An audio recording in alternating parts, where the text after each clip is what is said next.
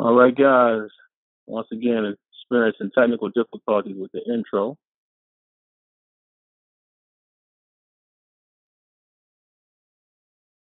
Hello, hello, hello.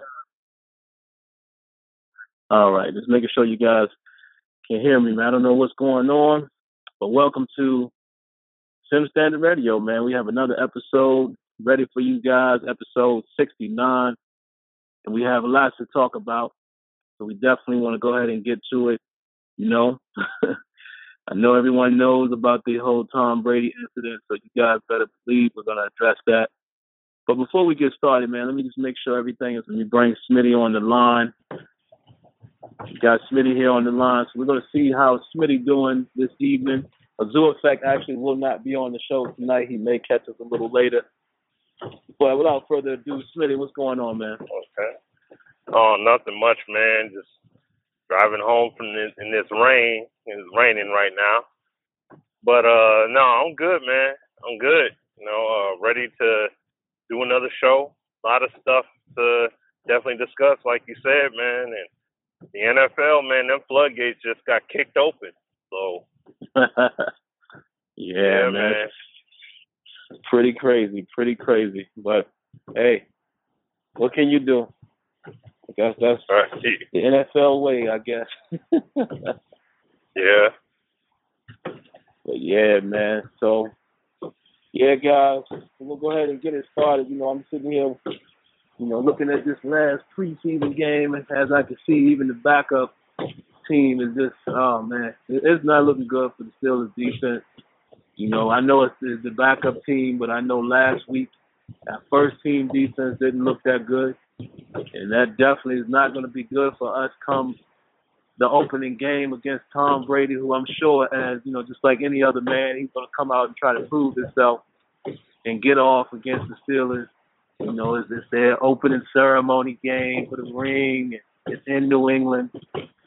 Not looking good, man. I mean, then you got Le'Veon Bell, who will be missing 2 games. You got Martavis Bryant, who's now going to be missing 4 games with, substance abuse. So it is what it is, guys. I mean, I'm a realist. I'm one of those guys that I look at the team for what it is. I'm not one of those non-believers that just think we're going to win the Super Bowl every year. I pretty much think that's probably going to be an L for us on that Thursday night. Unless our offense just comes out rolling and we have enough defense to, sustain New England. Other than that, that looks like a loss for Pittsburgh. I'm just going to keep it real. But anyway, let's go ahead and get to the topic, man. There's not a whole lot of topics, but I'm pretty sure it's going to give us a lot to talk about. So, of course, we're going to talk about Tom Brady. For you guys who don't know, the 4-game suspension was nullified, which means that as of now, Tom Brady will be playing for the entire 2015 season. So we're just going to talk about our thoughts, how we feel about it, where we're upset about the ruling, what does this mean for the NFL, why was it overturned, and, our thoughts on Roger Goddell and the way he's handled things. But then we also will talk about NBA2K, man. Their gameplay enhancements have been announced, with text as well as video. A lot to talk about there. So Smitty and I will basically give our opinions on, what we're seeing from the information, what we feel about it, what we can expect from 2K16, as well as, will this be the game that eliminates legacy issues? And I think me and Smitty are probably on the same page in that regard. And then, of course, we want to talk about Madden 16, man. We'll just do a quick check-in with the community, since the post-release. It's been out a few weeks or so now. People have had their hands on it. And we want to talk about the post-release issues. There has been quite a few bugs. We've seen these things, and now you guys are starting to see them. So we just want to talk about, how do we feel about the game at this point, even with those issues. And also another interesting topic, I've seen some guys say this. Shout out to Virtual Footballer. Virtual Footballer actually stated this in his video. Some people are saying, do you feel like CFM, the issues that are, plaguing CFM right now, were they intentionally done to get sim players to gravitate more towards draft champions and MUT? That's an interesting topic. You know, as you can see, I've been playing Draft Champions and Absorb and a lot of other people, and you know, we do kind of feel like that's somewhat of a safe haven, if you will, for the sim player, where you can get your MUT experience there and not have to really stay there that long, but you can, you know, play with quality players and still try to play your sim style or what have you. But we'll talk about that. So those are the topics, guys. So, you know, we're going to go ahead and get started. So we can eliminate our talking and we can get you guys in on the calls as soon as possible. So, Smitty, man, I'll start it off with you, man. How do you feel about this whole Tom Brady situation? I mean, you know, anything it is that you want to say in regards to what happened? You know, how do you feel about the ruling? And in general, how do you feel about the handling of it from the NFL? Well, I didn't really get to, you know, like, I basically, I listened to first take, and, you know, I know you had did a video giving your thoughts on it earlier, so, you know, I didn't really get to listen and see all into extensive coverage, but, and I'm talking about since they had overturned everything, but even before that, was there, this is the key thing, and you said it too, there was no smoking gun. There never was. There was no true concrete evidence to say that he was guilty in the first place. But this is the problem. You look at what actions have been taking place with Goodell. Like, look at what's the dude's name? Greg Hardy? And you see him, he wants to appeal. Seeing what happened with Brady. That's one thing. And this is the other thing, too. Look at how his situation was handled. He felt that he was done wrong, but yet, boom, he gets hit with the suspension. There ain't no overturning, and he just stuck with it. Now, Tom Brady is like a poster boy for the NFL. Okay, so it's going to be his situation is going to be viewed a little bit differently in that regard versus like a Ray Rice and what he did. And that's another thing in itself. Look at how that whole situation was handled. You see what I mean? It's kind of like the NFL, or I should say Roger Goodell, when it comes to handling these situations, he's flying by the seat of his pants, or he's trying to hold out on something to set an example when the time comes, instead of doing it right then and there. Like, okay, like how Adam Silver handled the situation with my man from the Clippers. He was on it. He took care of business right then and there. You see what I'm saying? He didn't just say, well, I guess we're just going to let this thing fly and maybe we'll do something about it when if we get just enough heat about it, then we'll be like, oh my gosh, I can't believe this happened. Like, no, he didn't handle it like that. They did what they had to do and took care of it. And when we look at this situation, like, that's basically how I feel about it. It's like, you know, you gave this suspension more of a just because kind of basis. That's what it feels like. Versus, you know, and like I said, we're talking about how Goodell's been going about handling business when it comes to these fines and everything. So, you know, it's like they didn't have the compelling evidence, but I think they kind of played the whole, well, because they got caught before, we're going to hit them with it anyway. It's New England, you know what I mean? They cheated before, whatever, Spygate. So we just going to hit them with it. It's okay because they got that reputation. We going to let it fly like that and work that angle. But now that it's backfired, it's really going to blow up in Goodell's face going forward. And if these kind of rulings can be reversed across the board, he really going to be in some hot water. And he probably going to be up out of there. So, you know, that's really my takeaway from it. I mean, it's cool to see that Brady is back in the game. You know, he's going to be back. He's going to be out there slinging it. But this makes Goodell, like, this puts once again another black mark on Goodell's record in terms of being a commissioner and handling these situations, in a prompt manner and also with some kind of order, some orderly function. So that's my take on it, man. So I'll throw it back to you. It's crazy, man. I mean, because the Roger Goodell and that piece of it is just crazy, And like you said, I said a lot of it today in the video, but I'll try to make it brief and hit the points again. Some of the main points that stuck out to me. Yeah, I mean, there was no evidence. I mean, period. Regardless of what we feel about Tom Brady or what anyone feels about the New England organization, you got to look at it on a case per case basis. In this case, I thought something was weird anyway. Jump right from the rip when the report comes out. And this man, I mean, Ted Wells, this is supposed to be the guy that does this deep dive and, he really goes in, he gets these elaborate reports.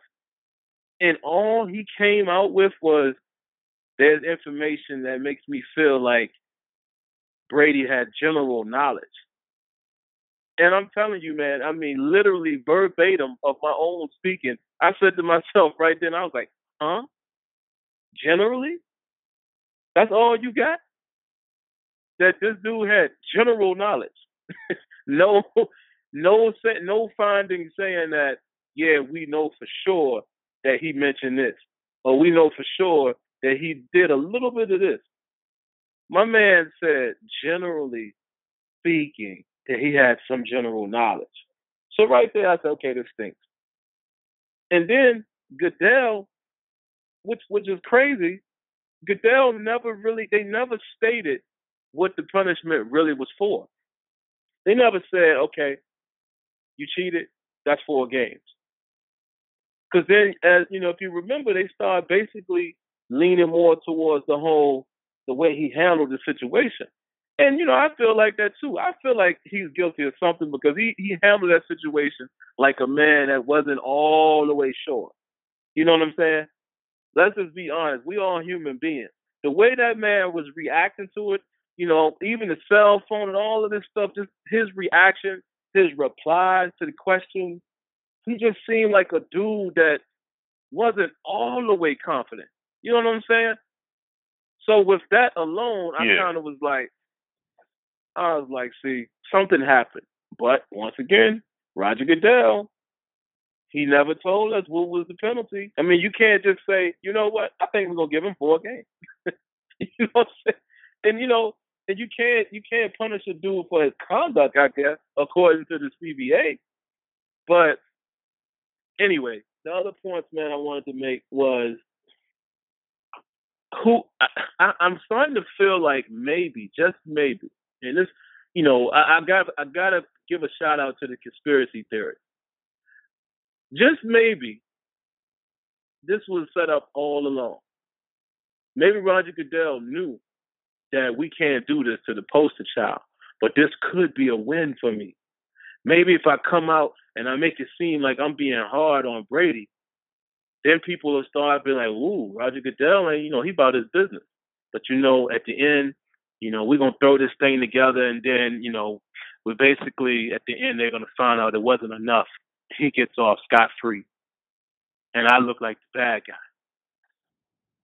Who knows? I mean, that you have to kind of think that way, man, because with these sports games now, and I've said this repeatedly, I love football too much.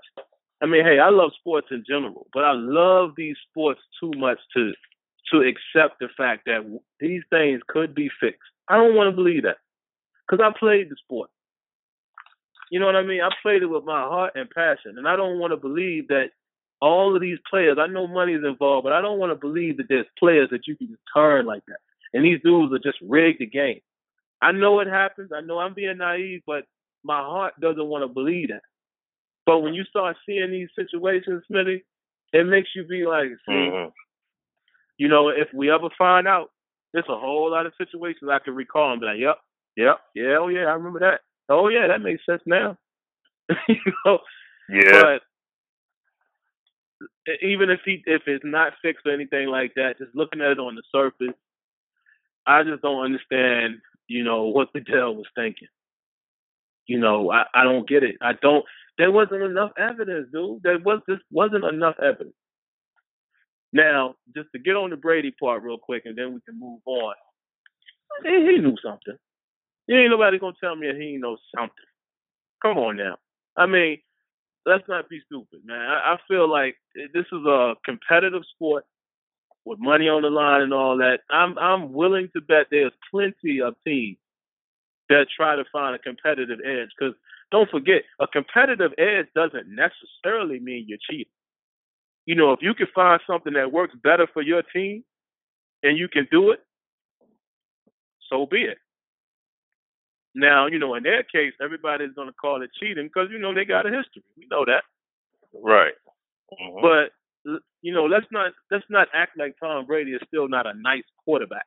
Like, I see people out there today saying, that dude sucks anyway. Really? You really saying that about Tom Brady? Come on, man.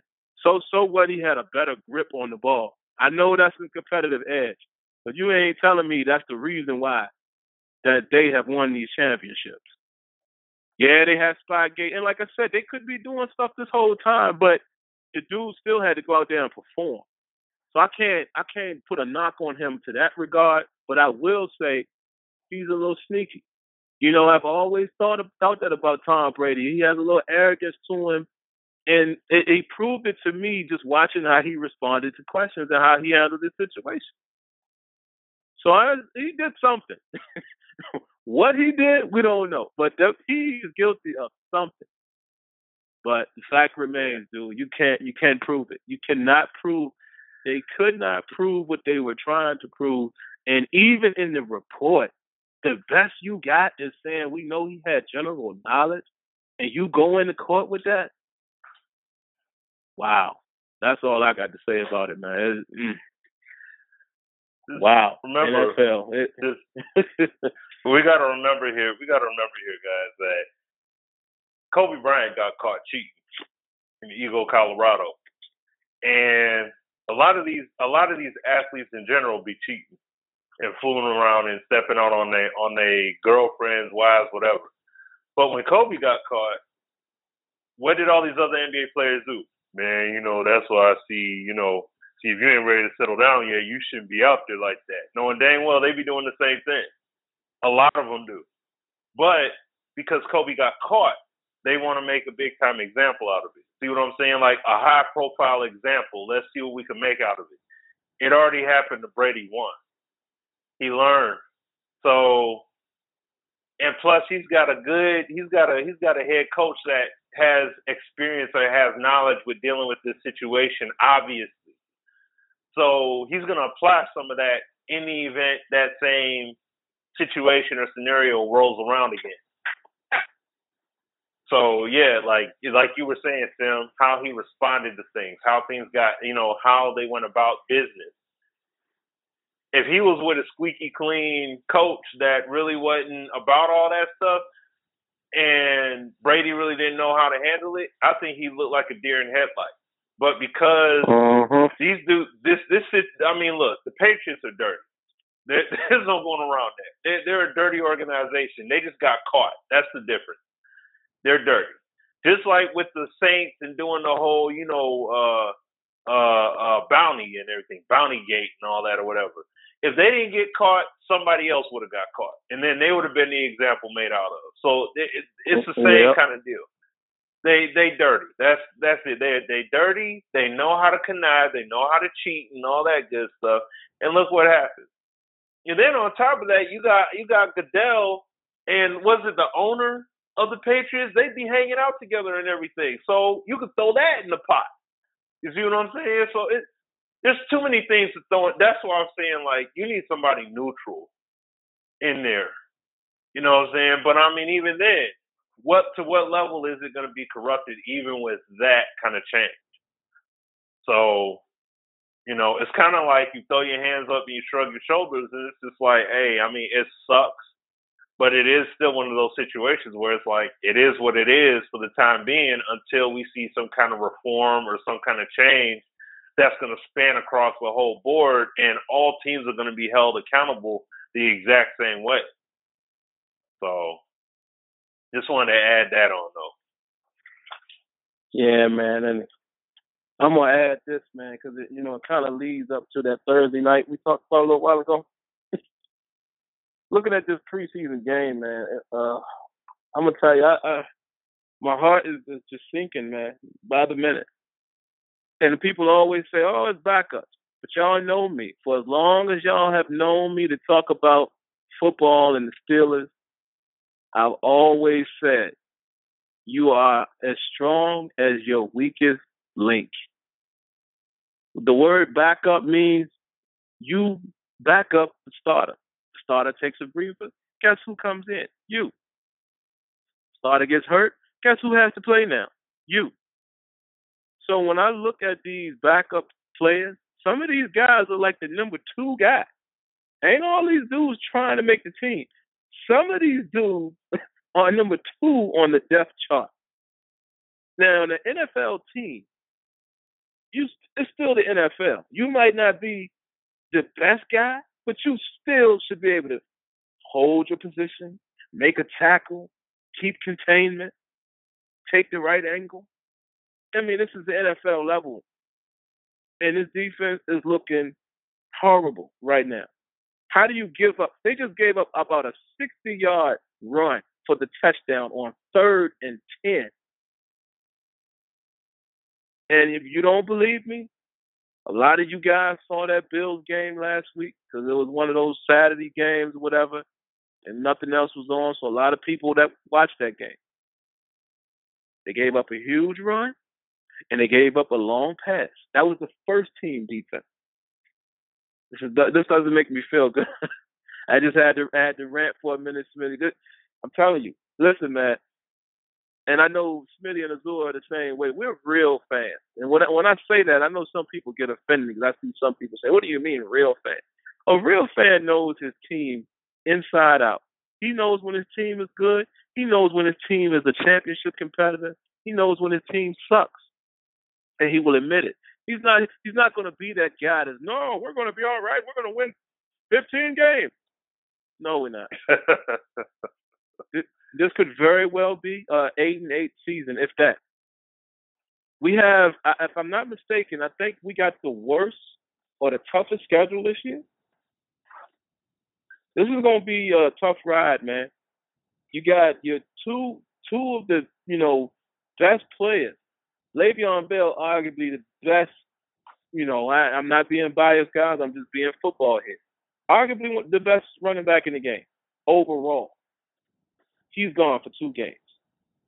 Martavis Bryant, who's balling in preseason, and y'all saw what he did in the second half of the season last year. This is his second year, looking phenomenal. He's gone for 4 games.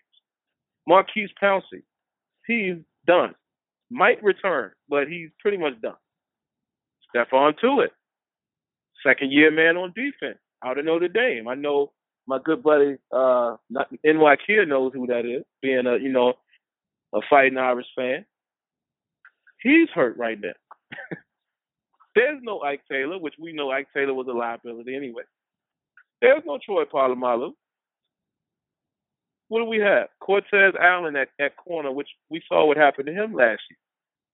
The only guy that we can rely on right now is William Gay.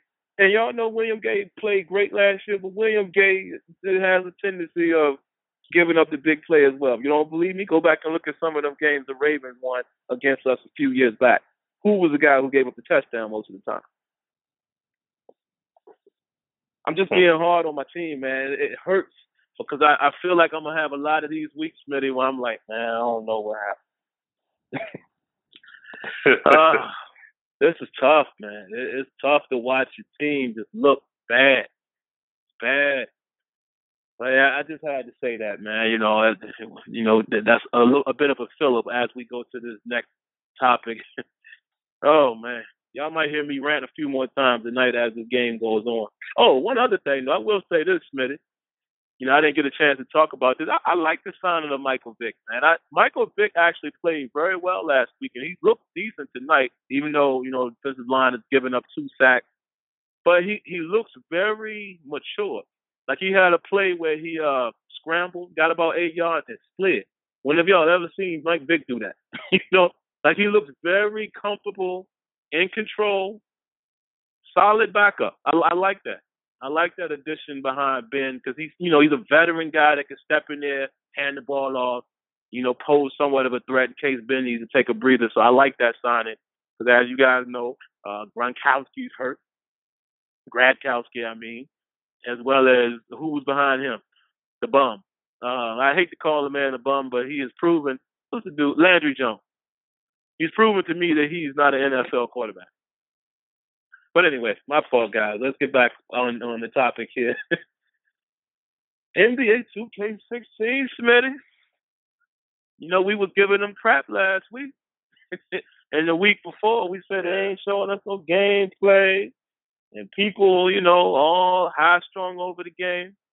Now, I will say this before I throw it to you. I'll go ahead and give my quick opinions real quick here. What I see and what I'm reading in regards to these improvements, I have to admit that. And I'm going to just get this out of the way first. If they can deliver on what was shown and what Mike Wang broke down in that blog, I will be the first one to say they will have a great, amazing game on their hands. Now, why do I say that? Why does it sound like I have a little bit of sarcasm? I'm not being sarcastic because, like I said, we got guys that we know over there. Shout outs to OG, Scott O'Gallagher. Some of you may know him as, and shout outs to the Czar. Not being disrespectful. I'm just saying, I'm speaking in regards to the game. Those guys have only been there going on their second year. I'm being sarcastic towards the game because, like Smitty alluded to me earlier today, they've done this before. Last year they said a lot of these things were corrected, and once we started playing the game, what happened? Same issues. Oh, Lord, Vic just got sacked again, guys. Once again, backups, man. These dudes, a backup offensive lineman will definitely play in the season, so I'm a little ticked off by that. But let me get back on track. But last year, we saw some stuff unfold in the game that was still there, that was said would not be there. So, not to steal Smitty's thunder, because I know this is where he's going as well, they're going to have to prove it. I can't get too excited. I can't get too happy. I can't jump for joy until I see the game in action and I see it running. Sounds good.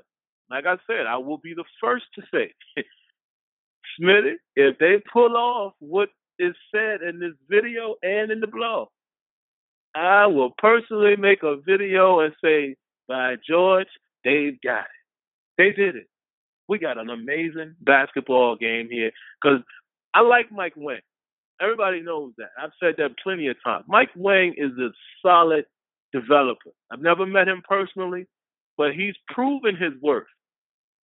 Even when he came over to EA, what game was that? Because I know you would know this, Smitty. Was that Live 10 that he worked on?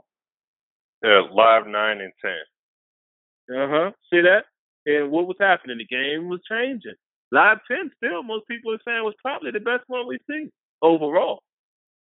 We haven't seen this one yet, quote unquote, but so Mike Wang's worth is definitely proven. So to hear that man say stuff like this will be the most realistic, authentic simulation sports game, and OG said that as well. I know OG is a sim head even before these development jobs he had.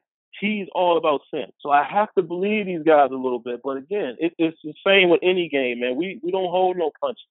The game got to speak for itself. There's no favoritism here. Listen, I play 2K15 even still right now. I love my league. That is my mode. But it has its problems. So I have to wait and see what this game is going to deliver. But I will say, I love what I'm seeing and reading. Because think about it, y'all. As good a game that 2K is as far as animation and fluidity, let's just imagine that a few of these things they said is fixed. Great collision. They said it would be, the best physics collisions you've ever seen. What? Now, they didn't say anything about ball tangibility unless I missed it. Outstanding from what they're saying. Right? Now you got more control over your pass. Now we're finding out they're having the handoffs as well, which is something Live displayed first. So that's going to be interesting to see which company, delivers it the best way. Because we saw it in live. We already saw it in the trailer. I've seen it in person. Looks phenomenal. So I can't wait to see what 2K is going to do with it. They're bringing back the options, those passing options now. Remember they had that back in 2K8. Sounds good. What else did they say? Foot planting. So let's just imagine that the 2K game, the foot planting is perfect now. No sliding into place, none of that stuff. I love what they said about how, it calculates when the foot and the, toes touch. Yeah, so that's the kind of stuff. Oh, yeah. Yeah, buddy. That's the kind of stuff I hope you guys are listening, our good buddies at EA. That's what we need in Madden. I mean, we still got to see how it works, but for sake of argument, that's what I'm talking about right there. I got to give them a hats off for that. Got to see it, though. But that's just to name a few. If these things are corrected in their game, remember, all of us have said this on this show. If they correct legacy issues, by far the best basketball game you've ever seen. And then after that, of course, we got to get into the AI and all that. And now they're talking about the game will recognize how you plan them. Man, my man OG said in the playoffs, if you play game one and you come out with a different defense or offense than they were expecting, they will make adjustments? What? Man, listen, like I said, lip service sounds, I am all for it. My ears are ringing. I'm loving the lip service. Bottom line is, we got to see it play out. And if it plays out accordingly, I will be the first one to give them their props. What you got on it, Smitty? Well, like I said before, and I even tweeted to OG and all those guys that, hey, sizzle reel trailers really don't mean anything to me, and the article is okay, but it really doesn't mean anything. I need to see proof of life. I gotta see gameplay. I need to see this game run raw by people that know what they're doing when they play the game. And I want to see how this game is legitimately running. That's it. Because the problem here is that now the reason why I say that, and the reason why I say that these guys are guilty right now, they're guilty before being proven innocent. And I say that because, number one, I had devs get on Twitter and say that legacy issues were fixed. They talked about ball tangibility and all that was fixed last year. Going all the way for a touchdown. Jones got it. That's what I'm talking about. That happens in Madden too, by the way. But anyway, what I was saying was that in regards to 2K, I was told that, like I specifically asked, because they talked about charged cheese being gone. Okay, now I'm not going to name names of devs, but I'm just saying that, they're people that tweet. They're devs that tweet. And they said that, I had asked specifically, is the animation takeover addressed and the AI in terms of offense and defense, like when it comes to your teammate CPU AI? I was told that all that was addressed. They didn't say we made progressive strides on it or anything like that. No, they said it was addressed. So that to me means it's gone. And it wasn't. It was there. It was there clear as day. So when I'm saying, that's why I'm saying I see what they're doing. And yes, if it works properly, I love it. That's outstanding. That's awesome. I'm glad. Because this is what we wanted. But they got to prove it. And that's the thing that makes it real suspect to me, because unlike 2K's system, this foot planting and all that they're talking about right now, they said in 2K14, an article that coincidentally, once again, it was Mike Wang put it out there, that, it was either Mike Wang or Ronnie 2K, but when they're talking about gameplay stuff and they're talking about the whole eco-motion system, and they were saying how you would be able to see the player movement is going to be 1-to-1 and all that stuff, and they got the foot planting and all that in the game. Well, 2K14, people were slipping and sliding all over the court. 2K15, they still slip and slide all over the court. Even though the footwork was improved, though, it was improved. Now, 2K16, they're saying they got it. So this looks like a year 3. This looks like a 3-year plan that they're finally they went all the way in. They built it up to a point where they can go all the way in on it, and now it's like, now we got it nailed. See, on the flip side though, with Live, their locomotion system was already proven from 14. You know what I'm saying? Because a lot of the footwork in those games was very much 1-to-1. A lot of the majority of the time. 15, it was more the same, if not a little bit better.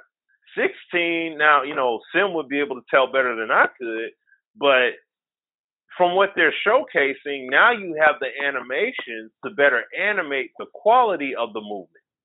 Yeah.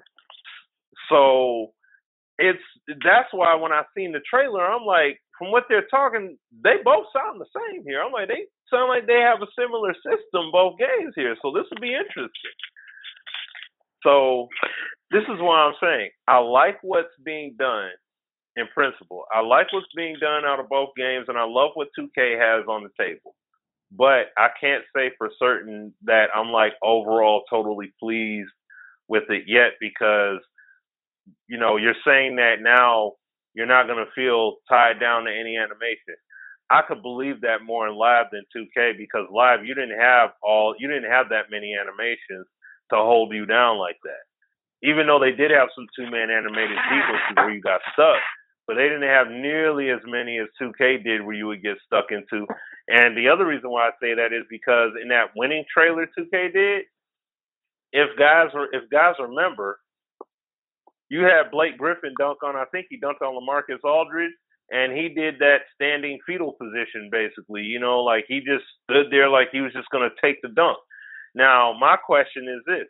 If I'm hitting triangle and I'm on the ground and he's in the air and I want to jump and contest it, am I going to be forced into that animation or not? See what I'm saying? So this is why I say, before I can truly say, yeah, you know what, it's there, they got it, they're bringing it, before I can do that, I need to see it proven in raw form consistently before I can say, all right, 2K, you guys do truly have it. So that's basically how I feel about it. So do I believe they can execute? Yeah, I believe they can execute, but will they execute? Yeah. That's what remains to be seen. So that's how I feel about it, man. I'll throw it back to you. I'm right there with you, man. I mean, and it's interesting what you said, because I was going to make that same point. These games are starting to line up almost like, it's almost like if you take a checklist and be like, does it have this? Yep, they both got that. Do they have this? Yeah, they both got that. Do they have this? Well, this one has it. That one doesn't have it yet. That's what it's kind of starting to look like, because they both have Talk Pro-Am thing, which, we talked about it off air. It seemed like 2K found out about that. And Azure mentioned that on the show a week or so ago. It might have been 2 weeks ago. EA clearly had that plan first. And 2K may have had it, but it seems like when they started talking about it, it was just like an impromptu type of situation. Like, oh, you know what? We got that too. Let's mention it. You know what I mean? Because you can clearly see how EA is promoting it. Even got this great, I'm going to already say great, because this is something that hasn't really been done before. But they got this great demo that will be displayed where we can try it out. They're in a position where they can do that. So that who knows? I'm just speculating, but it almost sounds like EA was more focused on that mode, and they got it ready. All right, now here's 2K. Now they're introducing their gameplay stuff, and it sounds, this is funny to say, it sounds very, eerily familiar, very similar to what Live is doing. Even the passing mechanics. It's crazy.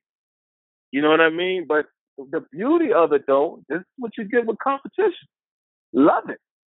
Because at the end of the day, that's what's going to happen. It happened before when they both was going at it. They going to have similar stuff. Why wouldn't you? Yeah. It would be the same way with football. Because the thing is, like, and I know Smitty will agree, once the sport is displayed, the sport is the sport. You know what I'm saying?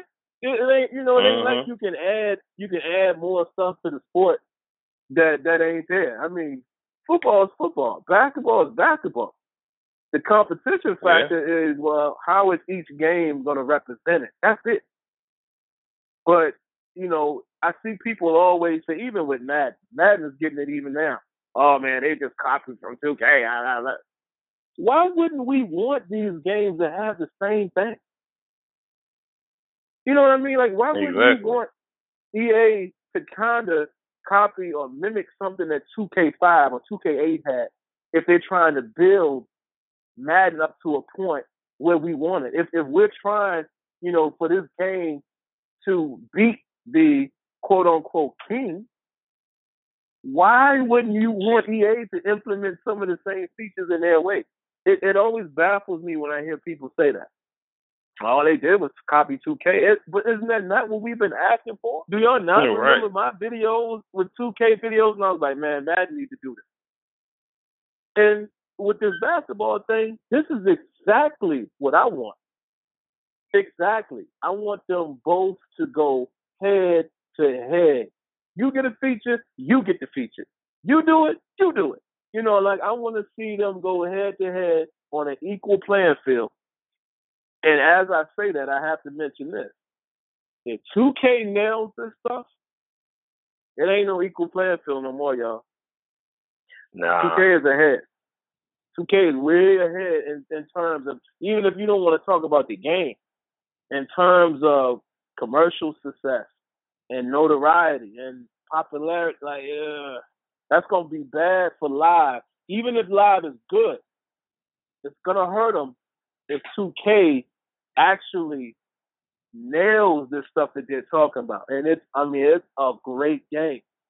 That's going to hurt a little bit. But even still, competition is driving this. I love it. I love this. This, man, I wish we had this in the football world. But, yeah, like you said, man, we got to see it in action. And we have to see it. And, if you pulled it off, we're going to be the first ones to give you the credit. Why wouldn't we? In terms of Madden, man, we definitely want to ask you guys, so as you guys are listening, you know, get your questions ready. We want to kind of talk about, man, how everyone is still feeling about Madden as of right now. You know, it's been a little while. I mean, we've been playing it for a long, long time, but it's been out a little while now. Guys have had their chance to play it or see it or at least demo it at GameStop or what have you. Well, we want to talk about this topic that came up. You know, I've been seeing people say that maybe these guys intentionally put issues in CFM to force us to play, you know, these other modes. And I say us, talking about sim gamers. Because I will be honest and say, Draft Champions is, I got to admit it, man, it's pretty addictive. It's pretty addictive because I feel like the main thing to me is that the teams are equal. So I don't have to worry about this dude who spent $10,000 and got this 99 overall team. And here I am playing for the free.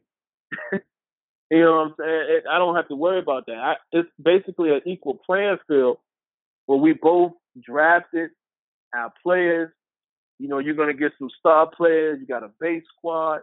And it reminds you so much of APF, even with the little star icons. I don't know why I like those, but I just like them a little bit. But I don't know if I necessarily agree with that because, how should I say this, Smitty? For lack of better knowledge, I mean, not knowledge, that's the wrong word. For lack of a better term, it would almost be like I'm calling Rex and them guys liars to their faces. And the reason why I say that is because we talk to these guys like, we're down with these guys. We look them face to face. We have dinner with them, blah, blah, blah. And I just don't want to believe that the stuff that we know is basically just a bold-faced lie. Like, man, what they don't know is we kind of rigged those problems. I don't think that. Coming from just kind of listen to what I'm saying, guys. Coming from the knowledge that we have and the conversations that we have had about these issues, I don't get the feeling that that's the case. It was done intentionally. I just don't feel like that. I really, in my opinion, I don't think the sim community is going to hurt some people's feelings. We ain't that big to be worrying about. You really think they worrying about us playing much? They not. You know why? Because most people in the sim crowd are just like me. We'll play it, but we ain't spending no money. Mm-hmm. So, and hey, I'm sorry. Go ahead. No, go ahead. Go ahead, Smith. Oh no, I just wanted to plug in here real quick. Watching this Bills and Lions game right now, and the QB stood in the pocket. He had like two or three defenders that were gunning right down his alley, and he could have threw that ball away a long time ago. He didn't have the look that he wanted, and instead he stood there and ate the sack. Just want to point that out. It happens in the NFL.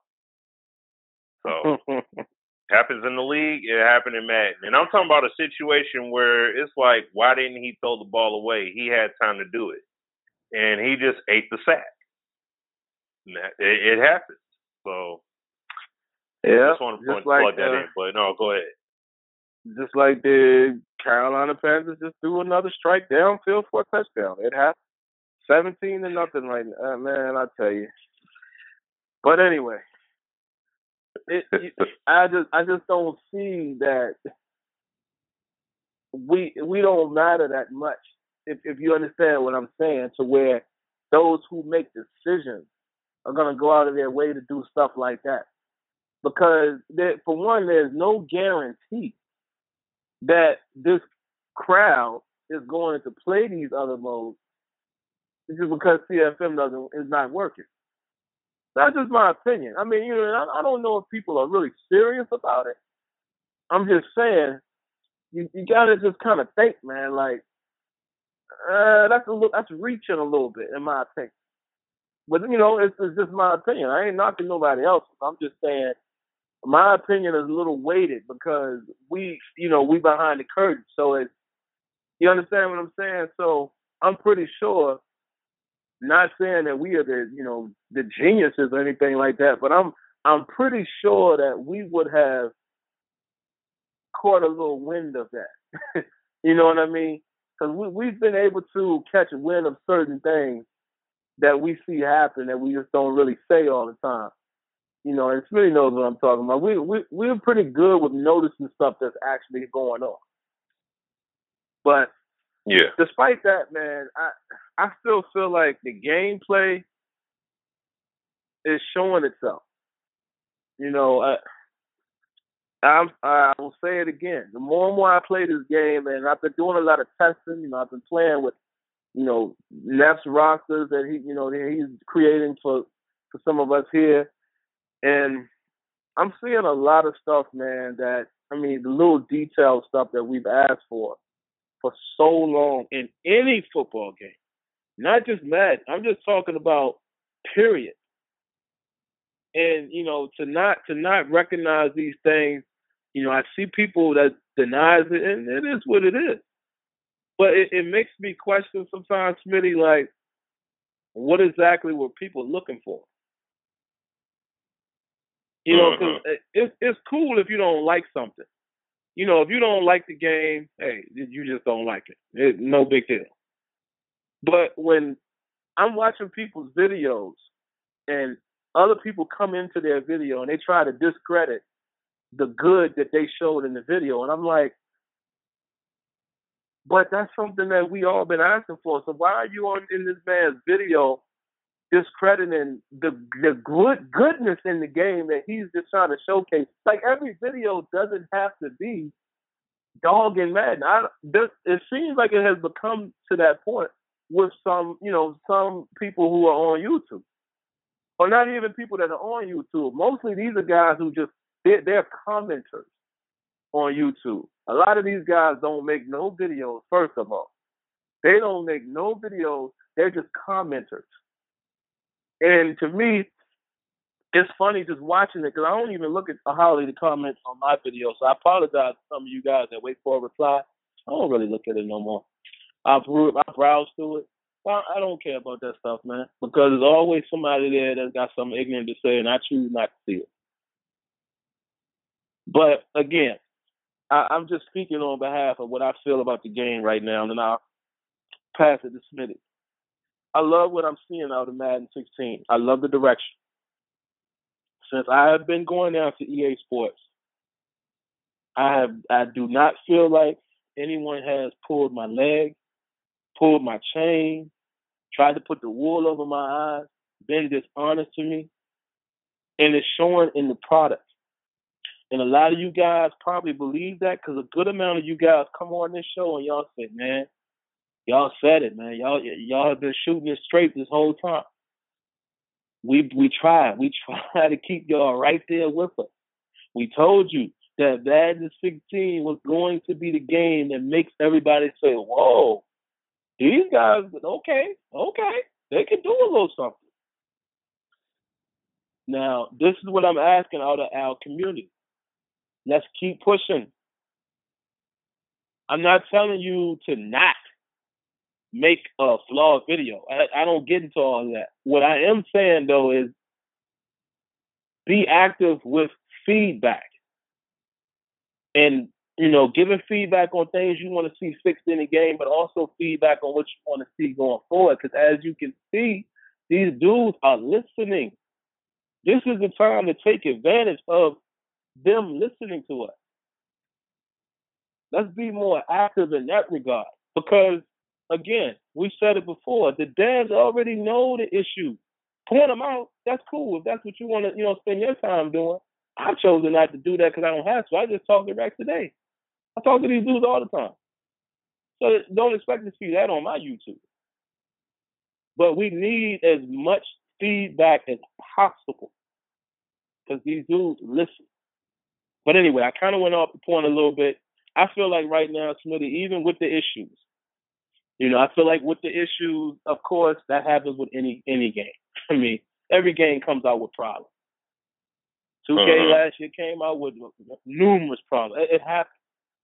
I'd rather not see it and see it them. The server. That's another thing. We ain't even mentioned that, but that's an unknown right there. We definitely got to see what that's gonna be. But it's like I can't take away from the game, man. The game, I'm still enjoying the game. I don't see anything right now that's making me want to turn away from it. I love the direction. I'm continuing to play it because if we don't play it, we can't provide that proper feedback. But I think right now Madden is in a good spot, man, and I look forward to the future. They got to get CFM right, though. I will say that. I'm a little ticked off about that because there's a lot of little bugs with regression and stuff like that going on, man. I really want them to get that fixed because that's where we usually spend our time. Other than that, man, it's looking pretty decent, man. So how you feel about it, man, since it's been out for a little while? Yeah, I'm feeling, I want to preface my point with a few examples. And, number one, we hear the whole, one-on-one coverage, guys got issues. Like, guys that I talk to, like VF and everything, those guys, they don't have issues with it. The only thing I hear from, and I'm talking about from people that actually are using football tactics and are understanding and have took the time to practice and learn the game and understand what they got to do in order to win or I should say to compete effectively. What they're doing is, if anything, they say that the one-handed catches, they want reduced. Okay. But outside of that, or the one-handed catching, the ability to catch it to be reduced, as well as the animation to be reduced in terms of how often you see those animations. That is understandable. But other than that, when you take a look at real life, look what happened the past week. You had, when you play defense on the island, you got to pay attention to who your personnel is and who you're lined up against. You had Michael Vick come in last week. First play, threw it was a 60, 68, or 63-yard pass to Montavious Bryant. How did he get that pass? He was on an island with one DB against him. That DB was so perplexed in terms of how to play that, he couldn't play the ball. He couldn't even play the receiver. He had to let him catch it. That dude's 6'5". He leapt up, caught that thing. He had to pull him down after the fact. He couldn't do anything. See, that happens in football. Amari Cooper against, wait a minute, Patrick Peterson, right? He's supposed to shut everybody down, right? Look what happened. He turned, what was it, a 10-yard curl route reception into a 37-yard gain. He burned him. He got burned. See, this is what happens. When you play defense, you got to play defense as a squad. You got to play it as a unit. You can't always put a guy on an island and think you're just going to shut him down. Oh, he's a rookie. He shouldn't be able. That don't mean anything. Any given time, that's what. Any given Sunday, anybody can come up. Anyone can get it. So that's why even the year that the Lions, the year that the Seahawks won the Super Bowl, when they played against the Lions, they were playing bracket coverage against Calvin. Heck, when you go take it to last year, you rarely saw Pat Pete up against Calvin by himself. There was usually somebody over top or to the left or to the right of Calvin. They didn't leave that brother on an island by himself. They didn't want to see that brother get burned. So, when you play defense, you got to take that into consideration when you play this game. And that's the thing that they're doing with that whole passing game. Outside of that, though, we know about these gameplay issues that are going on. I guess some guys forgot that we're game changers and, we send feedback like Sim has said. Sim said it, I said it, we said it many times over. We send feedback to the devs. What do you think we did when we first got the game? A week or so before the game came out? What do you think we did when we played? We sent feedback to them, letting them know about gameplay issues. Even now, we let them know about gameplay issues. They encourage people to let us know so we can give them feedback in regards to gameplay issues. That's what we do. So, and the other thing is, too, and this goes back to Sim's interview. Rex already said, we're not satisfied with where the game is at this point. When the game came out, he said, we want the game to be poetry in motion. We want everything to be as fluid as possible. We want to get rid of the shifts, the morphs, the pops, all that stuff. So when I see people point out videos and say, is anybody else noticing this? It's not being pointed out. Well, yeah, we're not pointing it out because the creative director of the game pointed it out already. So why do I need to point it out? He already said it. He took ownership of it months before the game came out. So why do I need to say what he already is saying? He already said it. It's in Sim's interview. It's in his YouTube. It's on his channel. You know what I'm saying? So if you pay attention to that and if you listen to the show, it was already said. He already said it. That eliminates a lot of stuff right there. Now, when we see some egregious stuff happen or what have you, yeah, we're going to point it out to them. But even though it's the same principle, if it happens in a live stream, guess what? It's live. There's no ducking or dodging the issue. It's like, oh, dang, that's jacked up. Yeah, we definitely got to let them know about that. We capture it, let them know about it. Or we send a text message and say, hey, I got this clip. And like Sim said, that's all we got to do. So, the game is getting there. This is a real turnkey game, a cornerstone turning game at this point. Yes, there are things that I would love to see patched and fixed. That's why we're giving the feedback, and these guys are really keeping their ear to the street in terms of feedback because they want to be able to make things happen. And I'm looking at folks' videos and I'll ask them like, hey, what play did that happen? When did this happen? When did that happen? Because we want the game to be the best it can be.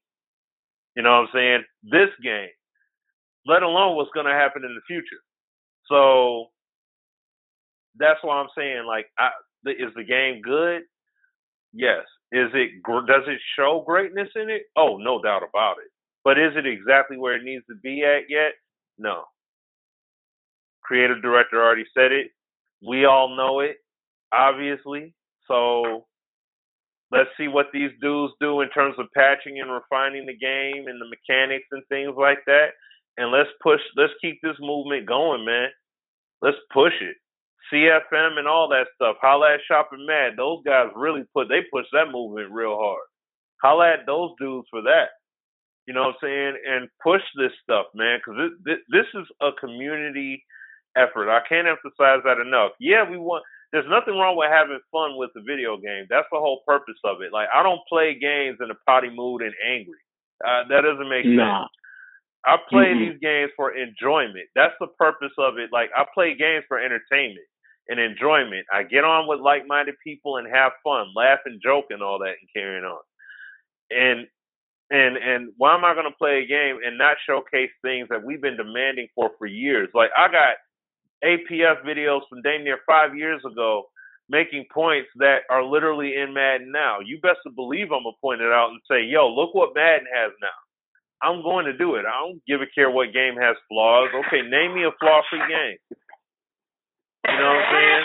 Like, so that's what I'm saying. We want this stuff as a community, and I don't care if it's only 4 or 5 people that point out the stuff wrong and can point out what's right and wrong in the game, and that's all that I got.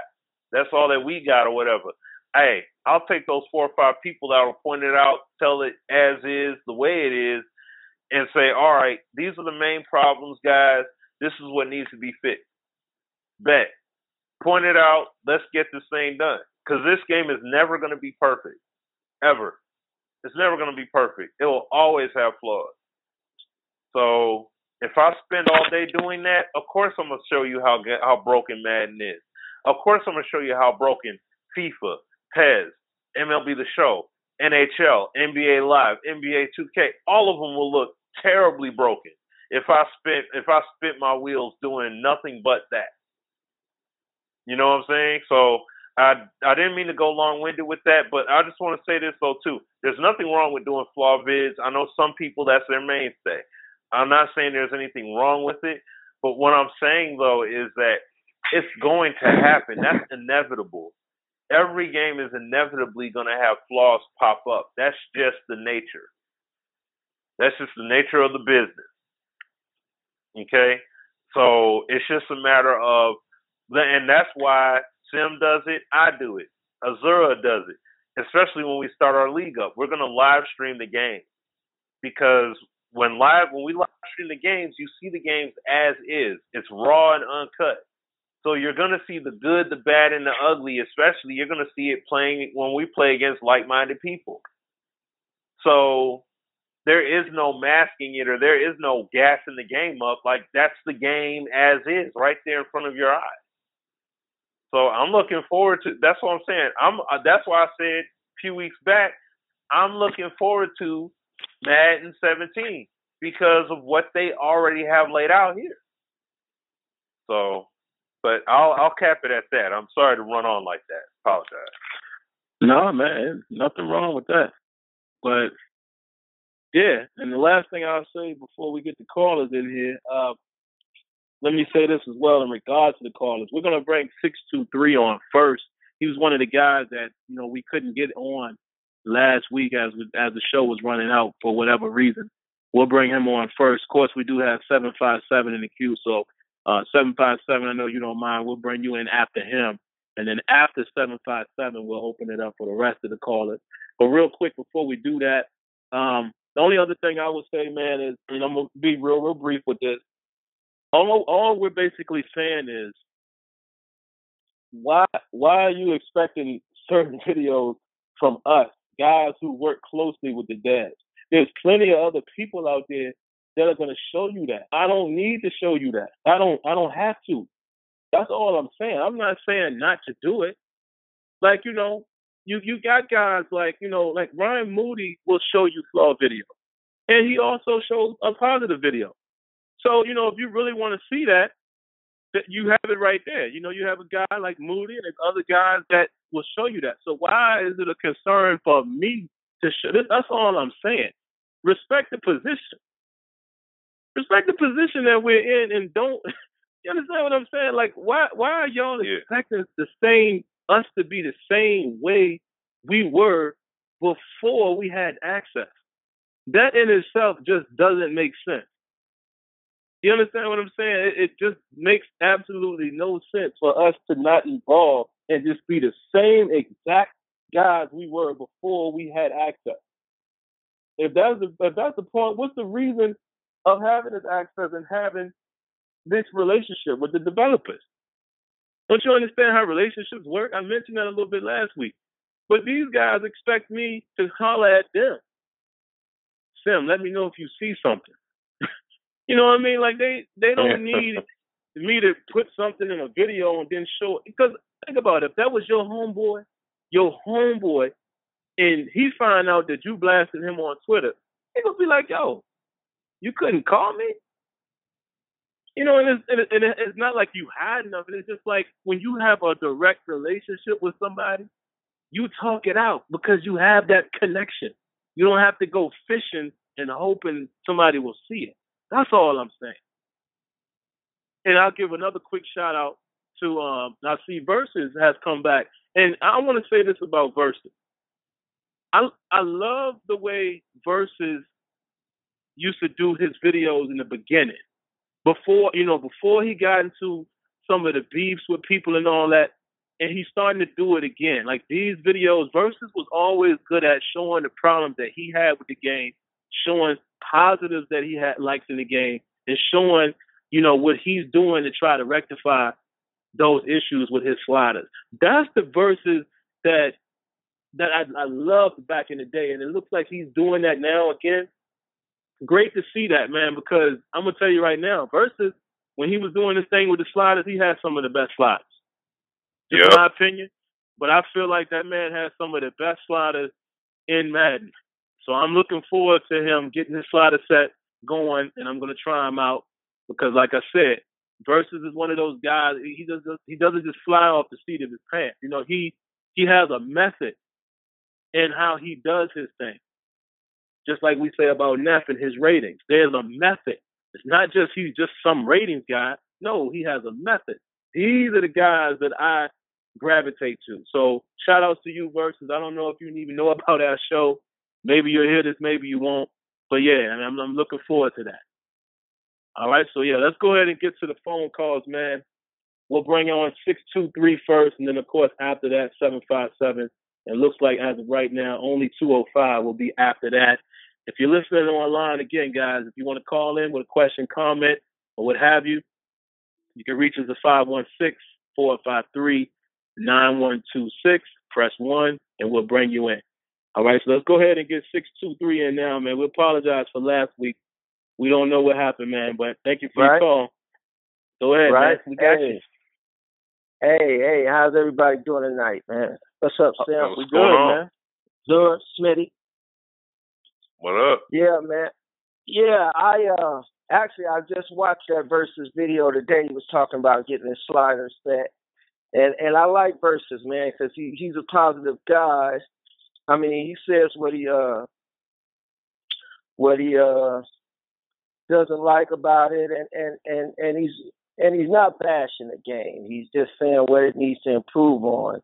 Moody is kind of borderline to me, and I listen to Moody, and he's just kind of borderline because what he's saying, you know, about the game, and it's not going to get done like this year. I mean, the game is done. This is what it is. The patch is only going to fix so many things.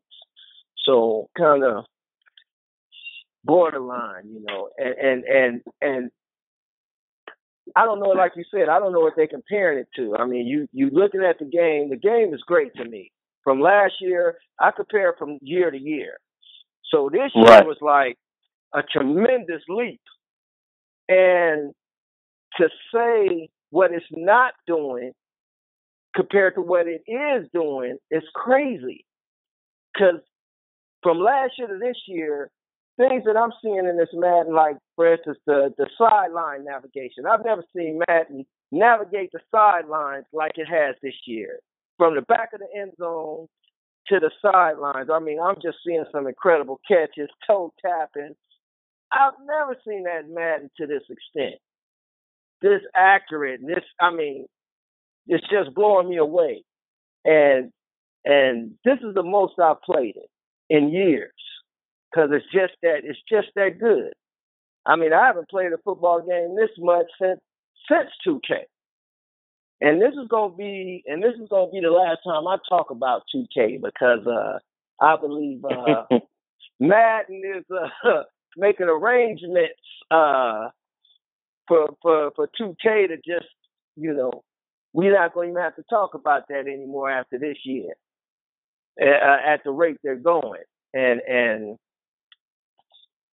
And like I said, I'm really digging the sidelines on the way they did the sidelines on this game, because that was a big thing for me in the past Maddens is players running out of bounds. I mean, open field and running out of bounds, making these toe catches and not turning up field on the sideline, which they're doing all that. And certain people not recognizing that. I mean, and I talked to Sim earlier. Last week.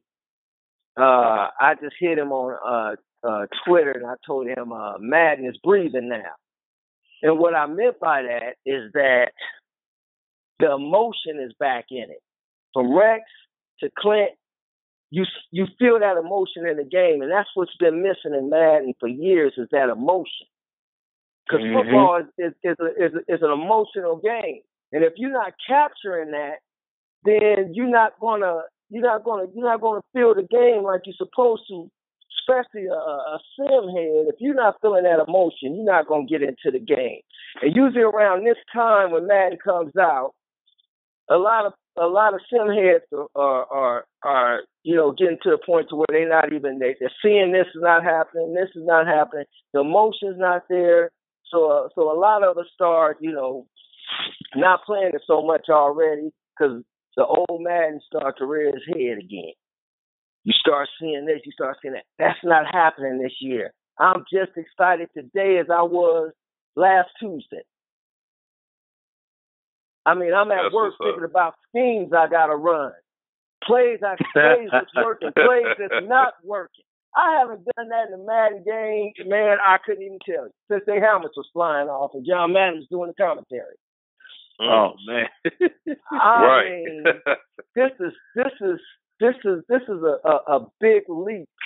This is a big leap for Madden, man, and I'm really impressed by it.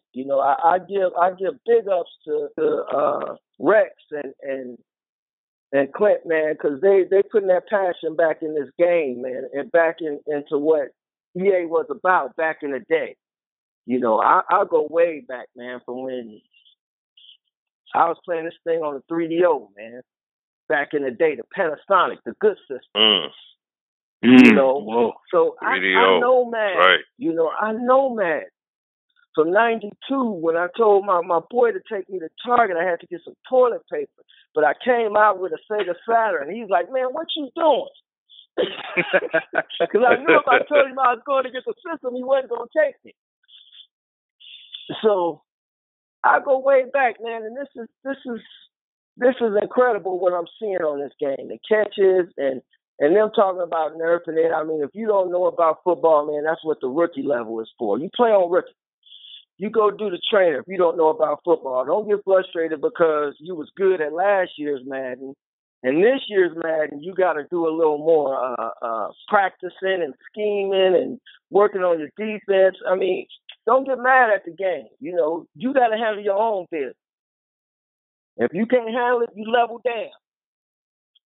So, all that nerfing and all that, I'm not trying to hear all that, man. Just, get your game right before you get on the game.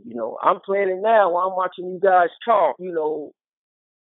Us as a community have you guys, man.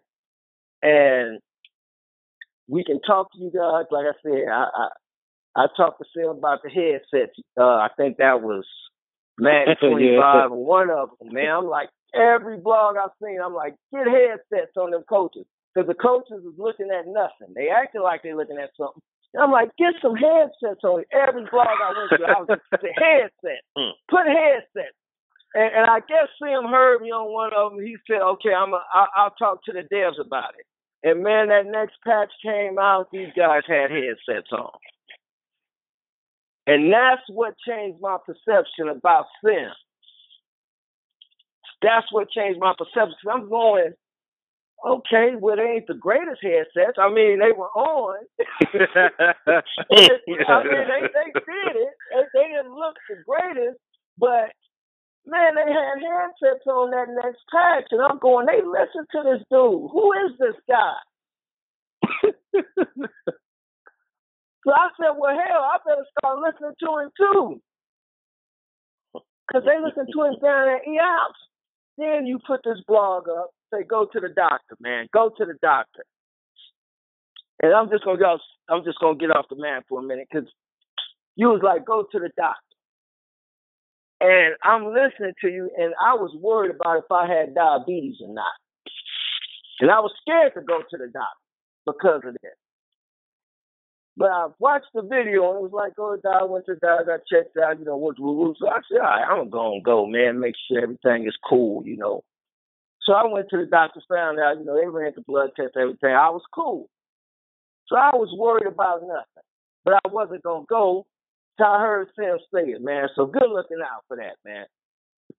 Yeah, sometimes it's not about that's the huge game, right there. Sometimes it's just about the community, you know what I'm saying? And looking out for the community.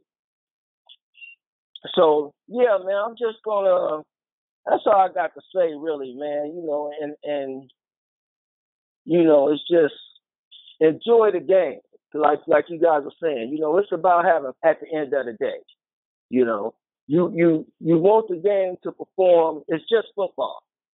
So you want it to perform like a football game.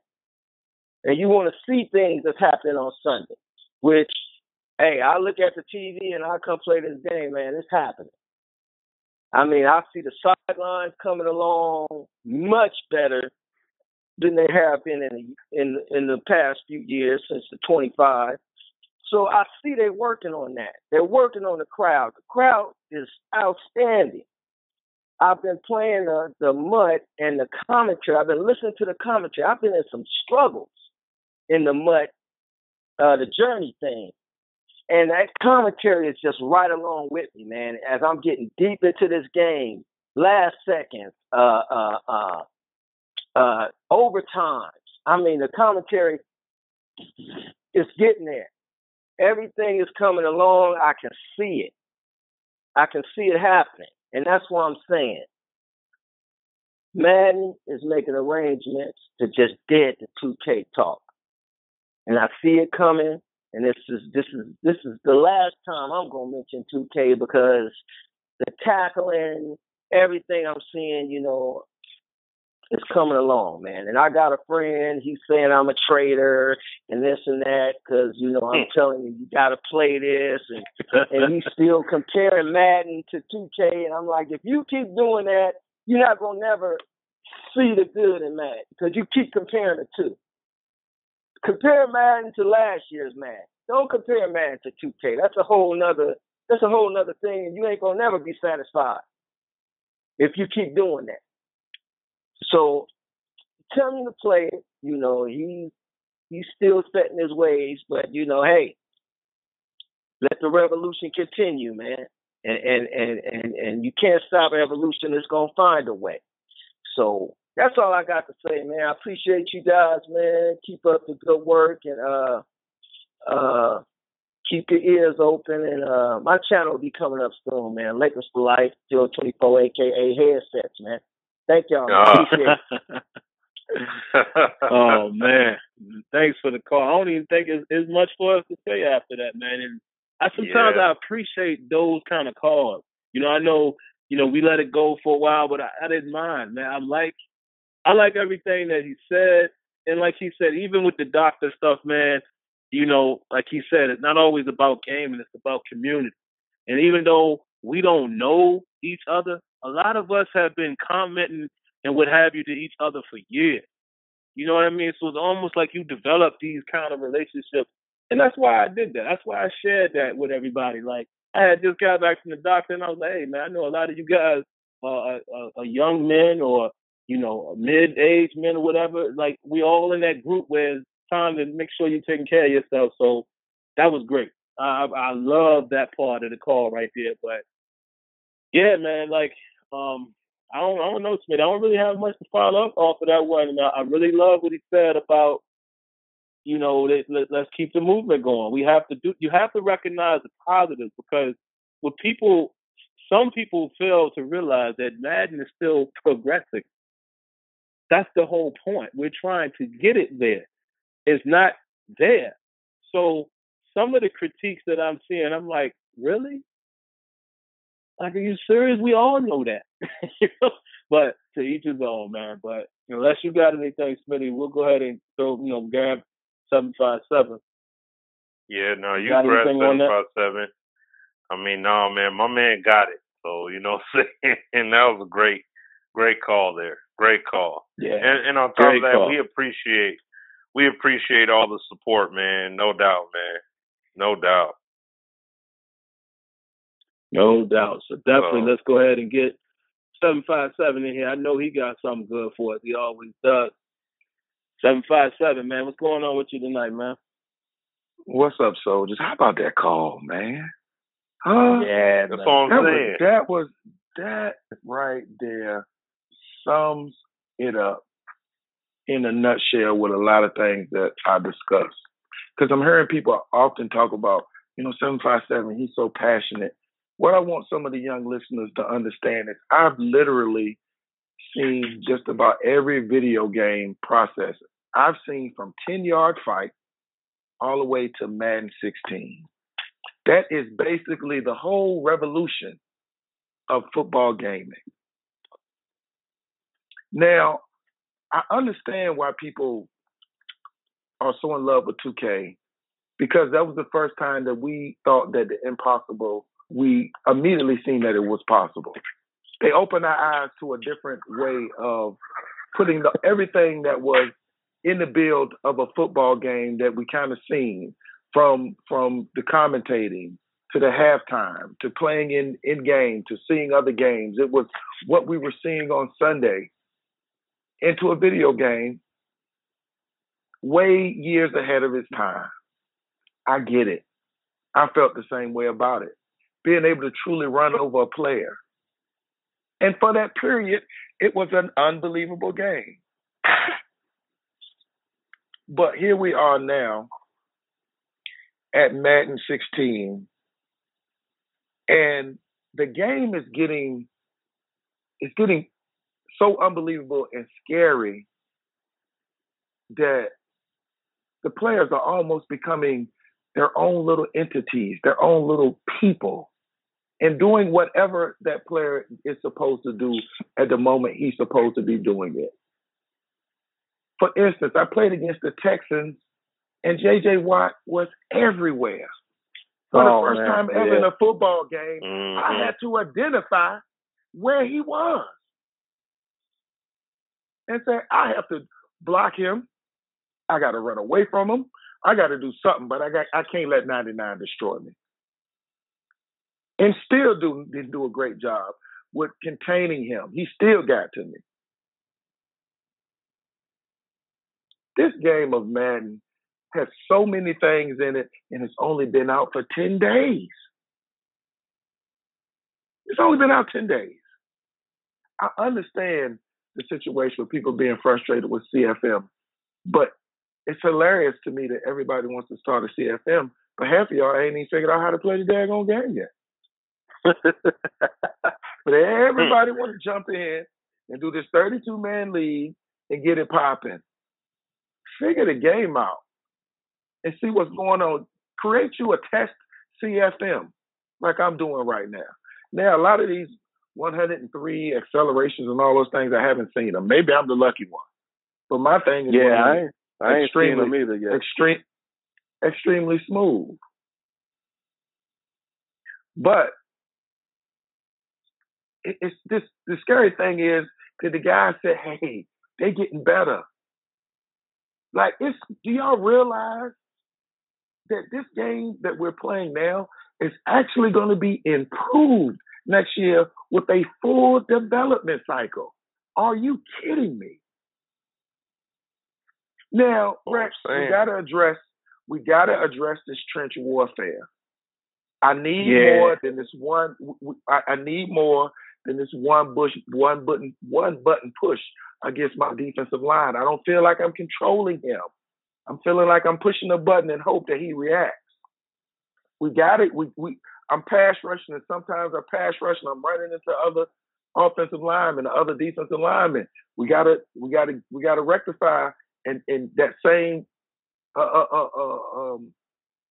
aliveness, that same wide receiver DB interaction. It's a trench warfare that goes on every play that we got to go ahead and we got to attack. We got to get on that. The commentary is getting clean. I think if they keep going with that, it's going to be fine. We got to get this living world together. I still feel like the field ain't breathing yet. Yeah, I'm still not feeling the atmosphere as much as I would. Now, it's clean, but now that y'all done showed me this, we got to push the go button, because y'all got some boys up in there that's putting this game together that ain't playing, that's not playing. We got to fix those linebackers and those run fits. Sometimes I'm seeing some things where the linebackers not hitting it. The elite ones are not hitting it as hard as they should. They diagnose some plays very quickly. Quickly is all day. Now he's playing well, but I still see him not hitting it as hard. Offensive line. I don't like that my defensive line get tired, and I ain't seeing no breathing out them offensive linemen. I don't like my head dropping. And I ain't seeing no bellies rising up out them O linemen. They get just as tired as the D line, and they give up sacks based on fatigue that I don't see as much. The one hand catching, I get it. A lot of those guys, when you catching the ball at the highest point, Mike Evans is going up with 2 mitts most of the time. I am seeing the one hand alley-oop catch a little too much. You got to kind of, dial that down a little bit. Block shedding. I'm still seeing elite players, elite defensive linemen, not shedding blocks against offensive linemen that are mediocre. McCoy getting off of him real quick. If he ain't a monster like him, he's shedding that dude and he making plays. He killing double teams. Right. So those little things, need to be cleaned up. But hey, fellas, I'm not worried. See, the thing about this that's beautiful, and the things that I talked about, for the first time, I'm not worried. I said, they're going to fix it. We got to be patient. It might take 3 weeks. Hell, this patch might not come out for another 2 weeks. I really don't care. They've given me enough to hold me over until this stuff is fixed. They've given me enough to believe that they will fix it. Now, to these guys who are complaining and whining and fussing about the game, be careful what you ask for, because we just got it.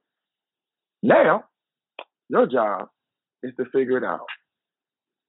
We, as a simulation community, like that young brother that talked earlier, is loving it because we understand where it's been. And now we understand where we're at and where we're going, and we're excited. And I think all of us in this sim community are putting in a few more hours in this Madden 16 than we ever have. We're making sure we just get a few more games in. What the guys who are loving the game, we can't allow the boos to outweigh and get louder than the cheers. Rex, you guys are doing an unbelievable job. The Sim Standard, I will continue to say every week, thank you. You pushed, you fought, you pushed, you fought, and we got what we got, and it's working. The guys who don't understand the game have to figure it out, and I will continue to say it's the same way you jump on hockey for the first time, FIFA for the first time, basketball for the first time, or golf. You figure it out. Football is not this simple game. And unfortunately, in the past, they put this undercurrent of fun factor that really is not as existing as everybody says. It's a very difficult thing. It's choice routes. It's a lot going on in the course of a play to make it work or don't work. I ask you guys to lab, figure this game out.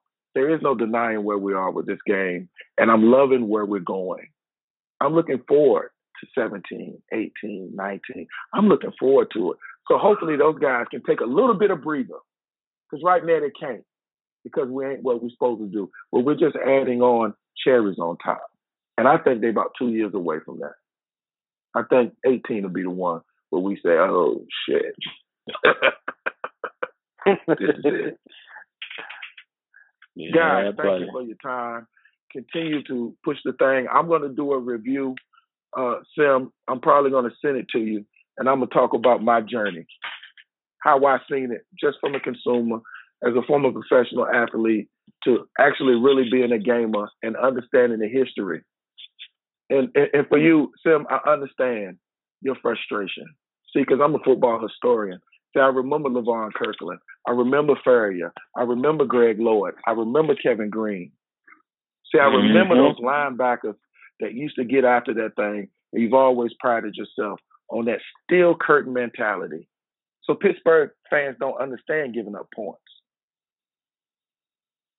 Everybody goes through a transition. Oh yeah. What we're gonna see now, and me and Mike come from the same high school, is can Mike and the crew get those draft picks in, get those players in, and do what Pittsburgh has always done. Let's play great defense. We're gonna run the ball, and we're gonna play hard as we fucking can. Fellas, I appreciate you. Thank you for your time, man. Man, thank you for the call, like always, man. I look forward to the review and the journey, man. That's gonna be. I know that's gonna be great, and I look forward to sharing that with the community. But yeah, you hit it right on the head, man. And actually, I wanted to say this on the last call when 623 mentioned this as well. Absolutely right about the atmosphere and the living world and the breathing. We still got work to do there, because I will say this. That's another piece that I read with that 2K stuff. How they talking about how the crowds and stuff are dynamically checked. That's what I'm talking about. That's what I'm talking about now. If 2K mess around and get that, and I know, and me and Smitty both will agree, they're probably a little ahead of Madden, and they can add more bells and whistles. But I still got to give Madden a knock, because we were introduced to living worlds going into these new consoles with Madden 25. And it still ain't there yet. As we're seeing, that was more of a what it can be rather than what it is. And I don't like that strategy of marketing. But come on, we got to step it up now. Because just like my man just said, 757 just said, the gameplay is starting to get there. The gameplay is starting to get to a point where you can continue to do stuff to it yearly. As far as build on what you have and add a few things, a few more elements. But I think now to the point where you can really start going hard at some of the other stuff. And what's key is what Rex said on the end when he was here on the show. Remember when he tried to give us a nugget and he said, just think about some of the things that we've been lacking. And that might give you an idea of where we're going for the next product. Well, okay. So, yeah, man. Great call as always. Looks like we only have one other call in queue, so we'll definitely go ahead and grab that, and then me and Smitty can kick it around, until we get another call in. But you got anything in response to 757, Smitty? No. I mean, really, he usually he covers all bases when he makes his original statement. But I mean, it was a great, that was a great call like always. I always look forward to his calls, especially, and it was on point. Absolutely, man. And yeah, I agree about Pittsburgh, man. It's tough. It's tough watching it. And like you said, as a sports fan, and you're really a fan of your team, you understand these things. Y'all know I've said this plenty of times. Remember last year when I was like, we'll get to the playoffs and we ain't going to play. I'm a realist. I see the team. I saw the transition happening when I started seeing the decline of Ike Taylor and, Troy Polamalu, among others. And now y'all see why I was saying those things when our draft was happening. I was like, we're not building. It don't look like we adding those players that are going to have to play in 3 or 4 years. Now you're seeing it. And I'm not saying that we had bad drafts, but in 757, definitely will know this being a professional athlete. You got to always be thinking about, it's almost like having a 5-year plan. You know what I mean? I think you have to always do that as an organization because, football is here today, gone tomorrow for a lot of athletes. On any given play, you might get a season-ending, career-ending injury. You know what I mean? So I saw this transition happening. And I understand, Keith Butler now is taking over as a defensive coordinator along with Mike Tomlin. He comes from a defensive coordinator background. We're trying Tampa 2 out. So maybe if we had NYK out there helping us for this Tampa 2, it could be better. But, I know we're going through it. It's just tough to see. But, I respect it, man. I know how it goes. But, all right, let's go ahead and get 205 in here. Alabama, we got you in on the show, man. How you doing tonight? Wow. I'm Pretty sorry. good, man. What's up, man? Pretty good. How are you, Smitty, man? I'm good, man. I just saw a play here in the preseason. I'm sorry. He pulled a Jameis Winston. I'm watching some college football since they started their season or not. I know we always talk about this. I know Smitty always gets on to me because I'm always wanting to jump ahead. But I think where Madden is now, I think since, what I've played of it and took some time with playing a little bit at GameStop and stuff, I think with what they have now with gameplay, I think it's time that they start branching out and doing things that will,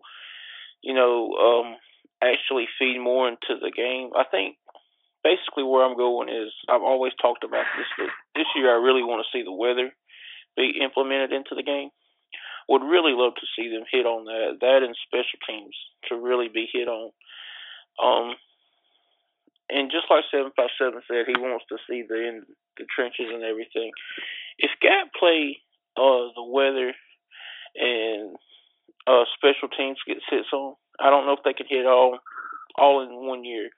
But if they can, just maybe knock out 2 of them, this game will be almost, I hate to say this, but it'll be almost where, 2K was back when it got a 9.3.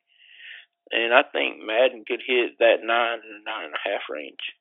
Because if they take some of the shifting and morphing out, like, Rex wants to do within the next 2 years, I don't know if anybody, which I'm not saying anybody's going to come back, but if somebody does decide to come back, I don't know if they can ever touch the game again.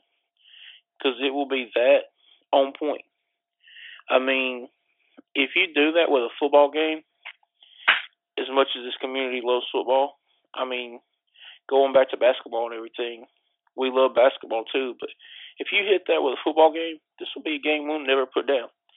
It'll be an absolute, game that we play year-round. Sort of like how people play Metal Gear and, all these other games like Modern Warfare. It'll be our year-round game that we play all the way up until the next one. And it won't get put down at all. And the way y'all guys have been talking about the game, it doesn't look like y'all are going to be putting this game down until 17 comes out. And I'm really excited about how y'all talk about the game. I can't wait until I get to fully get dived into it and play it soon. So I'm looking to get my PlayStation and everything, get another one. Can't wait to see y'all, play with y'all and everything. I hope y'all can leave me a spot open for the league and everything.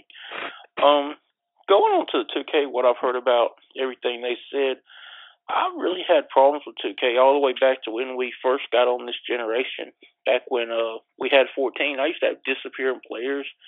And I had disappearing players last year in 15. And people told me I was crazy that the game was there. I mean, I've literally had the ball be passed through people's stomach I've seen the ball be thrown out of bounds. And you're trying to make a pass or, a fast break, and you throw the ball clean over somebody's head and it just goes right out of bounds. I mean, there's so many issues in 2K that if they cleaned up the legacy issues, it'd be almost perfect, But it's always been that way. And I go back to what Smitty said earlier. I don't know if I can trust anybody saying that because they said it so many times before. Even EA told us that before. They're starting to clean up their app, but 2K doesn't seem like they even try sometimes. Still had the same problems. I used to talk to Smitty a lot last year about the fouls in the game. Like, they would call fouls and nobody would even hit each other. They would jump in the air and it would be like a force field there where nobody collides, and they would get a foul call. And we'd go through replay and it just drive me crazy. I just want to ask y'all one quick thing about Brady. Do y'all think that the Patriots might try to go back and get the $1 million in the, the draft picks they lost and everything else since Brady won his lawsuit? And that's kind of where I'll end it. See what y'all think about that. And y'all have a great night. Yeah, man. Like always, thanks for calling. Being at it looks like the last call. We got about 17 minutes. We got plenty of time to kick around everything you said. I guess I'll kick it off and then throw it to Smitty. Just to answer the Brady question real quick, I wouldn't be surprised.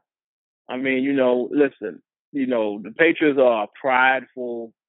I don't want to go as far as saying they're arrogant, man, because to some degree you got to have that on your shoulder. But they're very prideful and we want to prove you wrong type of organization.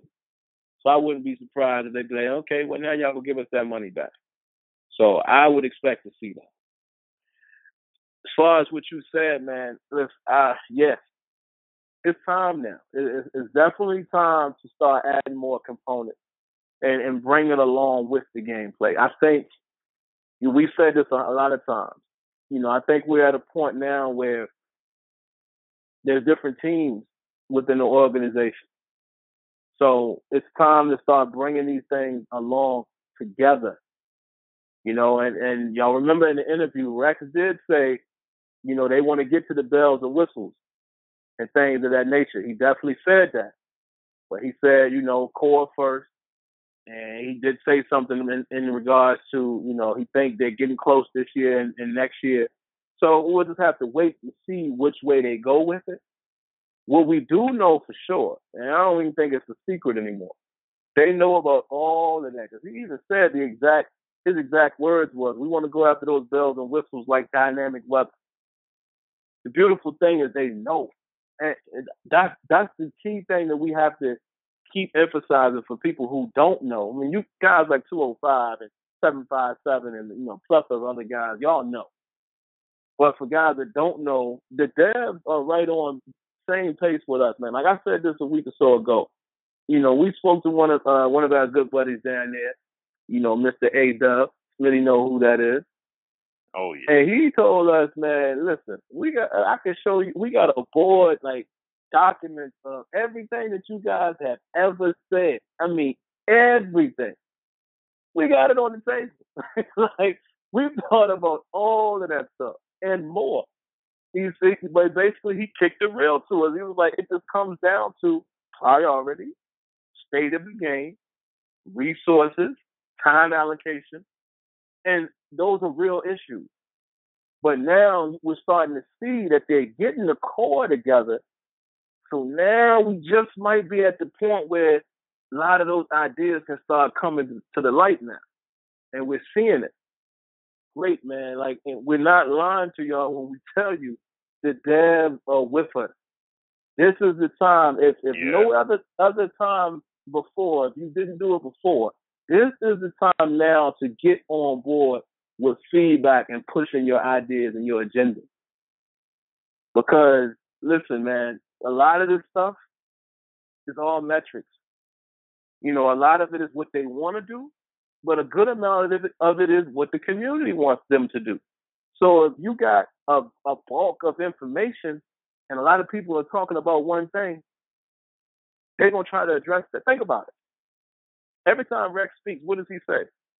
You know, you guys, he's not always talking about us. He's saying you guys as a community.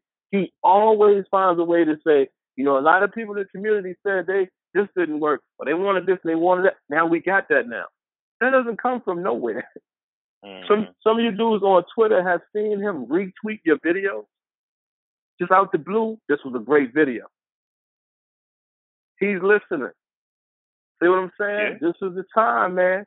We got it. It's go time right now. And, you know, of course there's stuff to still do and still clean up, but yeah, man, I'm right there with you though, 205. I agree wholeheartedly, man. Like it's time now to start pushing for some more stuff now. You know, off-field stuff, you know, weather stuff, and all of those little intricate details, you know, signature stuff. And let me get to that real quick, Smitty, before I throw it to you. The trenches. Oh, man, yes. 757, I'm right there with you. I think now, man, it needs to get to a point. I actually mentioned this to Clint. I want to see it become like a little mini game now. You know what I mean? Like, let's take it to the level now to maybe they could do something to where like the left stick is your legs, and maybe the right stick could be enhanced moves. Because I do see what they're trying to do with the face button, but how about now, let's throw a modifier on it. When you're controlling a DN or whatever, or a defensive lineman, maybe you can hold L trigger, and then maybe you can use the right stick as your hands or something like that, and you know exactly what move you're pulling off. You know what I mean? Like, or let's do it this way. Maybe we put it back on the right stick with the modifier, and that just allows you to free your hands up, right? But the face buttons will now become special moves.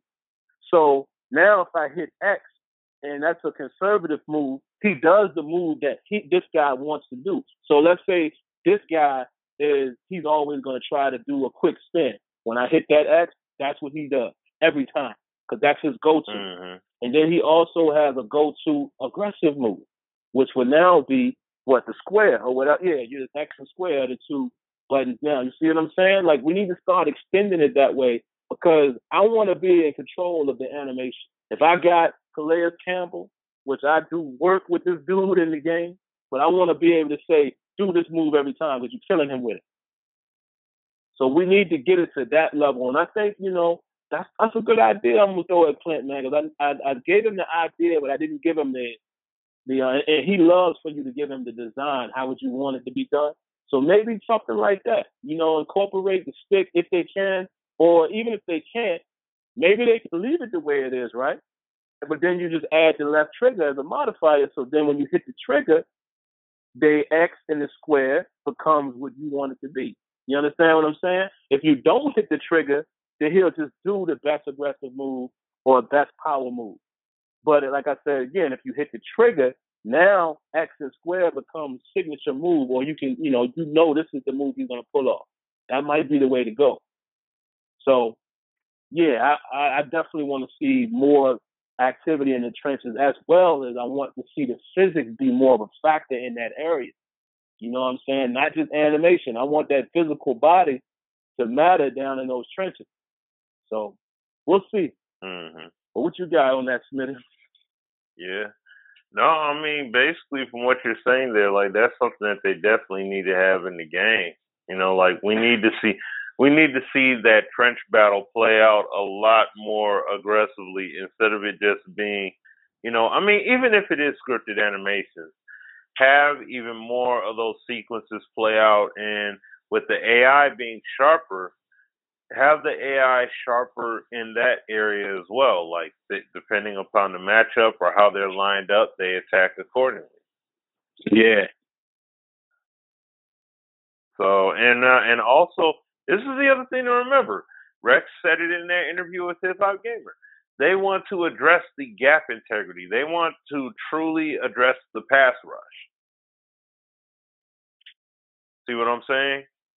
So these are things that they want to get to. Like, they have every intent of getting it done already. So they already got the intent. That's half the battle right there.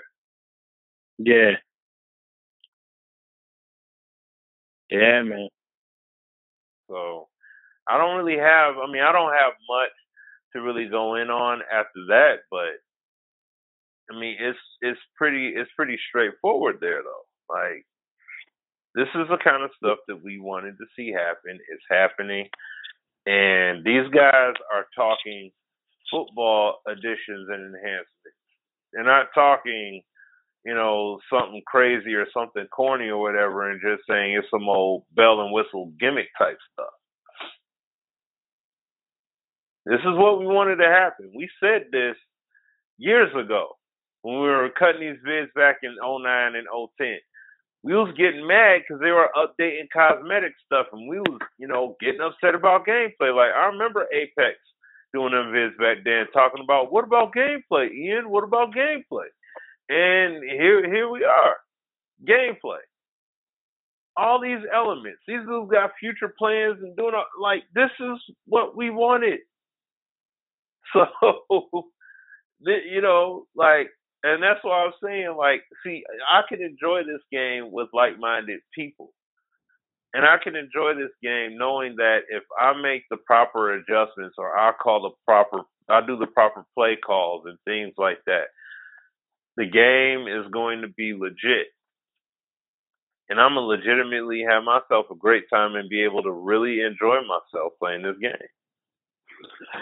Yeah, man. That's why I can't wait, too, for, like, everybody that, the guys that die hard slider guys, like, like Versus and like my man Charter 04, dudes who've been doing it for years. I know we dibble and dabble with it, but I'm not as good as those dudes. These dudes actually test stuff. Like they adjust this and then they go on to replay it. I mean, go on to practice and, all right, let me see what happens when I do this. So I trust them more than I trust myself. So it's going to be great, to once we're able to get the best out of the game that it can offer, and then when guys, like Neff, of course, his ratings and stuff are not going to be available to everybody. But when we're able to play with his roster and, the FBG rosters, I know some guys are high on those. So it's just going to be nice to see what the game has to offer. And because what you guys have to remember, and then Versus said it in his video, you can tailor the game to play more to your liking. And he said, if you want more of a simulation style, do this. And what I like about what he said, that's the mindset you need to have. Anytime somebody is asking you to try a roster or try, sliders, it's an attempt to make the game play more consistently or, the best possible way that it can play based on your experience. And that's what these guys' rosters and things are going to do. It's not going to change the game.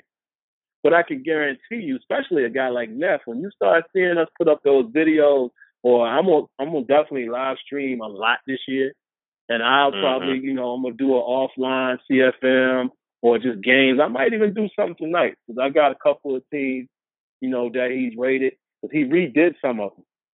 And I'm going to show you, you're going to see more consistency from what you expect out of certain players. That's his goal.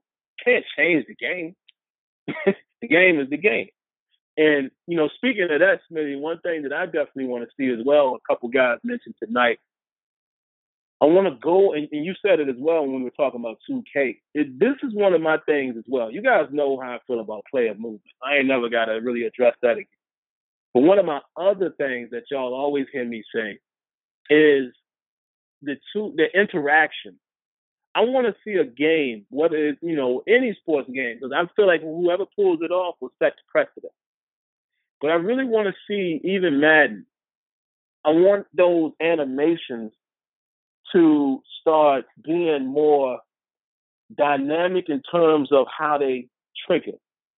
And I think Rex and them are basically saying the same thing because he's saying poetry in motion, no warps, no shifts. And y'all understand, and just to educate some people that don't know this. And this is why you see it in every sports game, especially basketball. Animations have to start and they have to end. What some companies have been able to do, all of these games, they've been able to allow physics to augment the outcome. So it appears dynamic, which it is because it breaks it up. 2K basketball has had a problem with interrupting animation. Madden NFL, however, this year they've done a great job with allowing animations to be broken. And that's kind of the way that these games are allowing it to happen now. But what I want to see happen in the future is, let's say with the DB and wideout stuff, it was told to us that the way it works now, of course, the animation is scripted, obviously, because they capped these players doing these things. The outcome is not necessarily scripted. That's how it was explained to me, because anything can happen once it starts. But of course, you're going to see this warp and shift from time to time because that animation is playing, and it's a two-man animation. Anybody that knows coding understands that. There's got to be a point where they go into the animation. So, long story short, what I want to see going forward in sports games, I want to see these animations not be tied together, and it's like players really have their own AI individually. So you still get these DB and wideout interactions, but I just want to see it play out as is. I don't want to see them drawn into the animation. If the guy is not in position to get there, he can't get there. You know what I'm saying? So I don't know if that's them shortening up the distance from when it starts or what. That could be asking too much. But I want to see a DB and wideout interaction happen the way it happens in real life. If my man is not in proximity to go up with the receiver, there's no animation that triggers and it doesn't pull him into it. He just can't get there. Likewise, on the opposite side of the ball, if the receiver is not able to get to the ball, then he ain't playing out no catch animation. The DB gonna pick it off, and there you go. I want it to be that dynamic. That's my goal. And I think that's what they're talking about when they refer to removing the warps and shifting and all that, because obviously in this year's game, like Rex alluded to, that's when you're seeing it. Is when some cases when you go into that two-man animation, you see them get shifted into place to play it out. So that's still a bit of an eyesore. It doesn't happen all the time, but it happens too regular, for my taste. And, and like 757 said, as we wrap up the show, I definitely want to see some of those, some of the same animations, like the one-hand catches, not trigger so much. I want that to start being more signature-based. Ain't everybody reaching out for the ball like that. They'll do it when they have to. Like Odell Beckham had to do that in that game last year. That was the only way he was going to catch it. But it wasn't like he's just going to throw his arm out there every time. You know what I'm saying? So those are the things I want to see get built on as we progress through the game. But we've come to the end, Smitty. This was a great show, man. We got 45 seconds left. You got anything left for the people? No, just that I appreciate everybody that called in, listened in. Definitely check out the archives. Got more positive content coming. As you know, I send feedback to the devs just like Sim, so we send it all the time. So, as well as live streams too, all that stuff's forthcoming. But thank you guys for your continued support and for the call-ins, man. We appreciate all that. Absolutely, man. We definitely appreciate all the support, and we appreciate you guys, what you guys bring to the table as well. So it's a wrap for tonight. We'll be back next week. Like always, peace. Peace.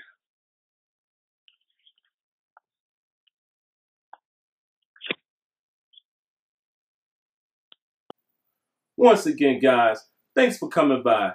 And if you want to interact with me live, head on over to Sim Standard Radio every Thursday night at 8 p.m. Eastern, along with Smitty and Azure Effect. The call-in number for the show is down in the description. Now, of course, for more content, go ahead and click the link above. And before you go, don't forget to rate, comment, and subscribe.